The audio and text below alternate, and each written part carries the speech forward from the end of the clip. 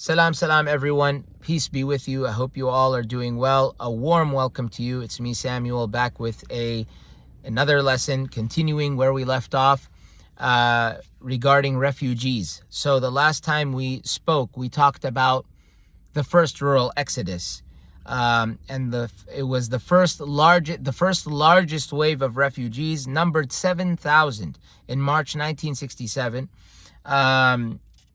We mentioned the Bani Amir, and the reason why they left was because of the military campaign against the civilians, and it was the scorched earth policy that Ethiopia was indulged in, and they were the perpetrators of it. The Ethiopian, when I say the Ethiopians, when we say the Ethiopians, we mean the government and their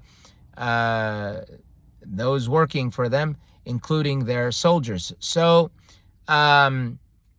we discussed we mentioned how the Bani Amir, they joined their fellow tribesmen in Sudan because Western Eritrea and Eastern Sudan at some part is undivided when it comes to the tribes. So the Bani Amir, their fellow tribesmen are just on the other side of the border. So, which is another reason, why this border thing, it doesn't have any purpose. But unfortunately, due to there being, hostile central governments, they're the ones that prevent us from deleting our borders. Because if we deleted our borders, then who would be the leader? So this is the problem. One may say, well, what you guys in Eritrea don't have any better. That's true. Isaias Afwerki is a criminal, a major criminal, and it doesn't take, a rocket scientist or some Einstein to figure this out. It's easy to figure out, to know. And so, but what happens is that even that, at least Eritrea gained its independence. If that guy disappears and people find a window of opportunity to revolt, then God willing, things just may change for the better, because Ya'akil, people have had enough. So, Ya'akil meaning it's enough. So, the last paragraph we read from the last section is, it was true that Eritrea's first major rural refugee exodus into the Sudan fled Ethiopia's scorched earth policy, designed to bring law and order into the 14th province. No way will Eritrea ever be known as a 14th province. We were never part of Ethiopia by will. It was never legitimate. It was never something that was desired. It was illegal. Whether the United Nations approved it or wanted it doesn't make any difference. Eritreans, you have to leave it up to those who occupy the land that you are taking, okay, or stealing, usurping. So,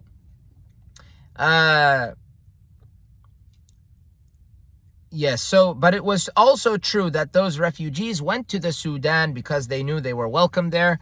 Other Eritreans in the same situation did not go. Now, why other Eritreans did not go? Possibly, it was because they felt they weren't welcome. I don't remember us discussing the reason for this. The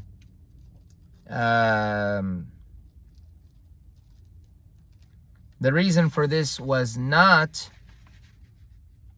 mentioned as to why people chose to go to Sudan. We spoke about it was the Beja. The Beja were the ones who we spoke of. The Beja and of them are the Bani Amir. So they were the ones who traveled to Sudan.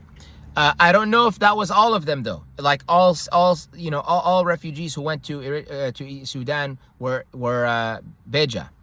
But that's what we discussed. As to why other Eritreans, aside from those who knew they were welcome in Sudan, why they didn't go, I'm not going to assume, because I haven't seen anything in the last section. I don't know if it was because of religious reasons, that it's a Muslim country and, maybe the Christians didn't feel comfortable going there. I don't know if it was because of a language barrier, meaning that it's an Arab country and Christians, many, not all, there are Christians who speak Arabic, but very well, by the way. I don't know if it was like for other brothers and sisters from the Kabasa group who were non-Muslim mainly, and I don't know if it was because they didn't understand Arabic. I don't know if the reason was so I don't know if it was religious or because it was a language thing, or because it had to do with tribes, like in the case of the Beja. So I'm not sure, but it says other Eritreans in the same situation did not go to Sudan. The second rural exodus, that's what we will talk about now. I begin in the name of God, the compassionate, the merciful. I praise and I glorify him as he ought to be praised and glorified. Let's begin. The second rural exodus. The causes and the series of events that led to the second rural refugee exodus and internal displacement of people in the entire lowland areas of Eritrea in 1970 to 1971 were very similar to the 1967 developments in the political and military aspects. So in the second exodus, the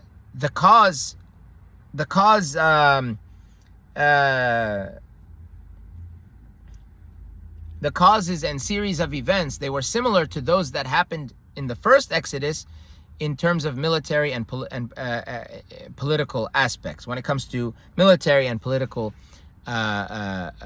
aspects, they were similar.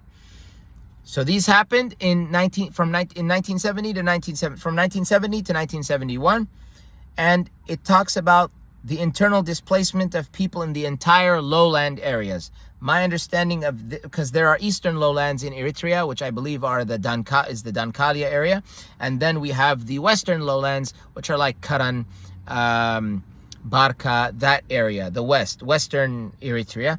So there was at first a lull in the war because of the effects of the previous campaigns, internal frictions, and also because of the situation in the Middle East after the Arab-Israeli war. You see, it's everything we're talking about now is relevant to now. When it comes to Ethiopia being a threat to Eritrea, it's true. When it comes to Arab-Israeli war, we're dealing with that today, with the addition of the Iranians. So this was it's referring to the six day war, where the Arabs waged war against Israel. Again, what is known as Israel. They're not really Israel. Israel means servant of God. They and it's referring to Jacob, peace and blessings be upon him. They have nothing to do with Jacob, peace be upon him. They have nothing to do with him. So, and he has nothing to do with them. So in any case, the Zionists. So when it comes to so my guess, when it says a lull in the war, I'm guessing there was a kind of things kind of calmed down,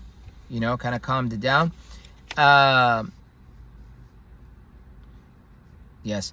Military operations of the ELF were again escalated in 1969. So military operations of the ELF, the Eritrean Liberation Front, which came before the EPLF, Eritrean People's Liberation Front, also known as Sha'biyya, Jabhatu Sha'biyya, and ELF was known as Jabhatu Tahrir.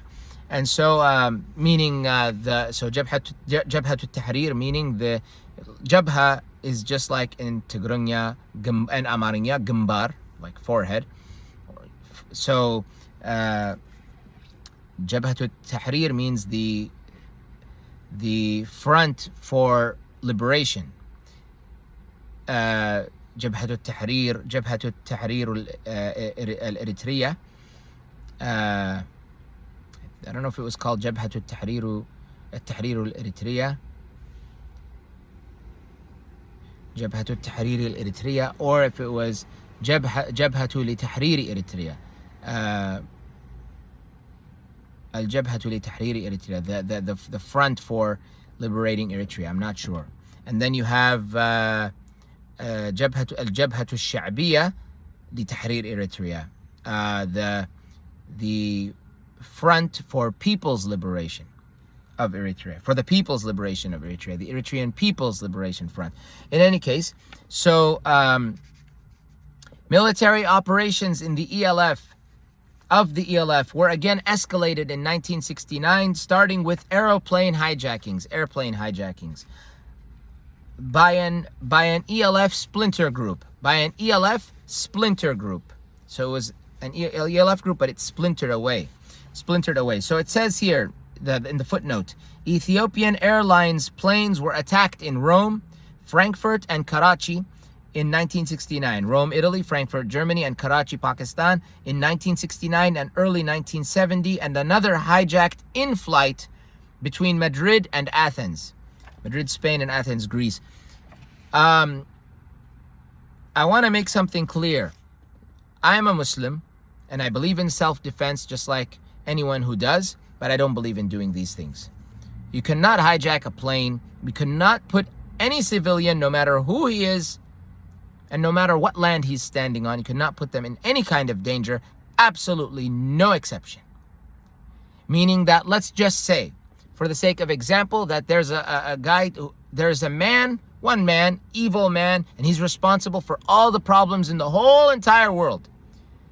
But he has one good man, one civilian. We don't know if he's good or bad, but we know he's unarmed and we know he's a civilian. He's taken hostage. The guy, the killer, has a gun to his head. And let's say that he has the gun to his head like this. You can't shoot him from the front and no one's behind him. This guy has the hostage in such a way that you cannot get him. Unless some, miracle or something were to happen that would, change things, change the story. So it's either you risk the civilian or save the entire planet at the cost of sacrificing that civilian. You cannot sacrifice the civilian. Absolutely no exception to sacrifice the civilian. You're supposed to save his life. What is the point of your whole entire goal to save the whole world when you didn't even save that one civilian? You have to save the one civilian. That's how it goes. This is justice. Fatih, justice. So, let's continue. So, the war escalated in 1969, starting with aeroplane hijackings by an ELF splinter group. The ELF military operations in 1970 were preceded by important internal and external developments. So the operations in 1970, things happened before 1970. The internal and external developments that were important took place before these military operations by the ELF. The internal factor was the genesis of factionalism and rivalry for control of the field operations in Eritrea. Again, the internal factor was the genesis of factionalism and rivalry for control of the field operations in Eritrea. This was born. It was brought into being that this factionalism and rivalry for control of the field operations in Eritrea. So now we have an internal feud situation going on. The hijackings organized by a group working abroad, were part of that rivalry. The wing inside Eritrea also wanted to score parallel military victories and publicity. They wanted to score victories and publicity. Now we have a competition between revolutionaries. Another important factor for the sharp rise of ELF operations in this period was external, so something from the outside. In July 1968, the Arab Ba'ath Socialist Party, may God curse it, and anything revolving around this socialist Ba'athist party that was in Iraq and in Syria, and not just there, but even in other places, the Arabism of Abdel Nasser in Egypt, and even in Palestine and Libya, and any other country, possibly Sudan. All of this was nothing. It was Yemen. It was all garbage. It destroyed the Arab world. They just anyway. In July 1968, the Arab Ba'ath Socialist Party took power in Baghdad. Saddam's group, may God curse him eternally, in Baghdad, and became a strong supporter of the Eritrean cause. During 1969, new radical regimes assumed power in Libya, the Sudan, and Somalia. The liberation struggle of South Yemen, Aden, if I'm not mistaken, the liberation struggle of South Yemen also scored final victory in 1969 and made Aden ready for smuggling arms, ammunition, and men into Eritrea. It's very sad, by the way, that a place like Yemen would be divided in this such way. It's just like, the division of the Somalis. It's the division, for God's sake, divide and conquer. Has no one here had a cake or bread or pie or pizza? What do you do when I don't know about you guys, but in my experience, they usually cut it into slices. These slices become pieces and you divide amongst people that are around you, or maybe you eat the whole thing, but you break it down. If you eat it like a sandwich, more power to you. I'm not going to go against that. I'm just saying generally that's what people do. This is divide and conquer, divide and control. Anyway, during 1969, new radical regimes assumed power in Libya, the Sudan, and Somalia. The liberation struggle of South Yemen also scored final victory in 1969 and made Aden ready for smuggling arms, ammunition, and men into Eritrea. All these regimes were strongly opposed to the Ethiopian-Israeli alliance under the patronage of the United States, which had a military communications base monitoring the whole Middle East from the Eritrean capital. So you see, rain comes down from time to time. I love rain. So you see what happens. The United States had a base. It had a communications base monitoring the whole Middle East from where? From Asmara. From Asmara. And they were on Ethiopia's side. And they were working with the Israelis. So if anyone's thinking, oh, this Israeli issue, it's an Arab problem or a Muslim problem, wrong. That's not true. So, not true. This is a global issue. So, naturally, the radical Arab regimes, meaning those like Saddam and others, the radical Arab regimes supported the Eritrean liberation struggle with material and propaganda. We have a footnote for material and propaganda. It says here, beside the relatively constant coverage in the press, the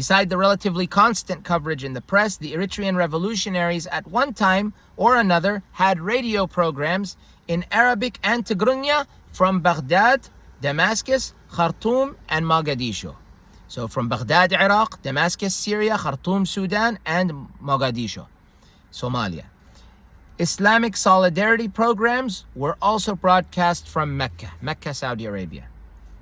So Islamic solidarity programs were also broadcast from Mecca, the holy city of Mecca. So may God bless Mecca. The Soviets, who were closer to these regimes, were not for sure innocent bystanders.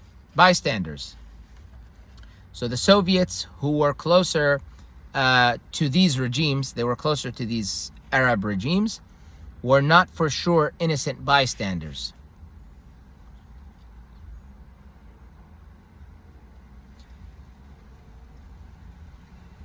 Yes. So we will continue next time, and we will continue discussing what was going on and what led to this second sad refugee story in Eritrea. God willing. I'll see you next time very, very, very soon. God willing. Take care of yourselves. Stay educated, stay informed. God bless you all. Peace be with you, and see you next time, God willing.